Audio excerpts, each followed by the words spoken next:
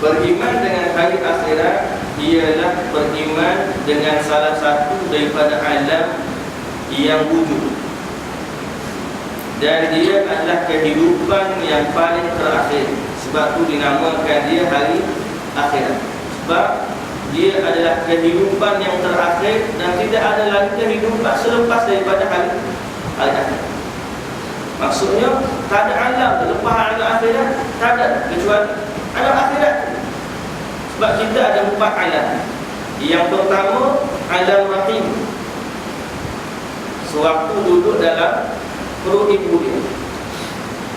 Manusia melalui tahap yang pertama, alam rahim.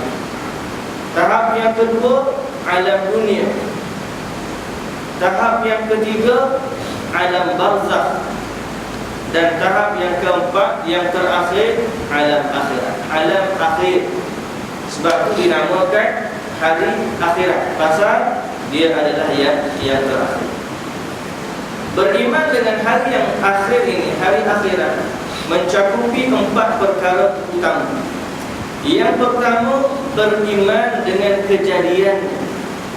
Beriman dengan kejadian bahawa Allah Subhanahu wa ta'ala akan membangkitkan semua yang ada dari kubur. Bahawa Allah akan menghidupkan mereka pada sangkakala ditiup.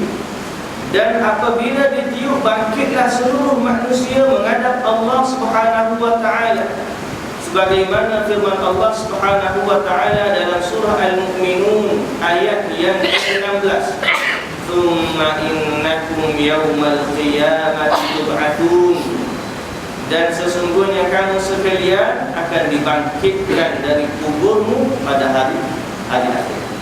Kita beriman dengan apa yang terjadi pada hari akhir.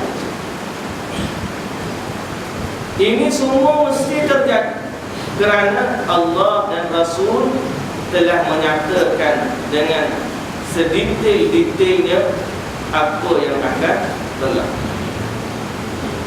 Kalau orang yang tak beriman dengan hari akhirat, dia adalah orang yang tidak beriman kepada Allah Subhanahu wa ta'ala. Ini syarat yang pertama, atau perkara yang pertama, beriman dengan, kalau kita kata berlaku ataupun adanya hari akhir.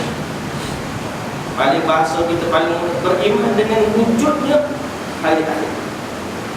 Ada manusia yang tidak beriman. Dia kata manusia ni bila mati dia akan bangkit balik. Mati, bangkit balik, ulang cerita sama. Sampai bila? Sampai tak tahu. Dia panggil reincarnation, kelahiran semula. Kalau dia baik, dia akan lahir semula sebagai manusia. Kalau dia tak baik, dia akan lahir semula sebagai binatang. Kalau dia lagi jahat daripada itu, dia tak boleh bangkit semula. Ini disebut sebagai reincarnation. Ada yang lahir semula jadi anjing, ada yang lahir semula jadi tikus, ada yang lahir semula jadi ular dan sebagainya. Ini sesuatu yang menyimpang daripada keimanan dengan wujudnya hari akhir. Kita mesti beriman dengan, sebab Allah Maha Adil.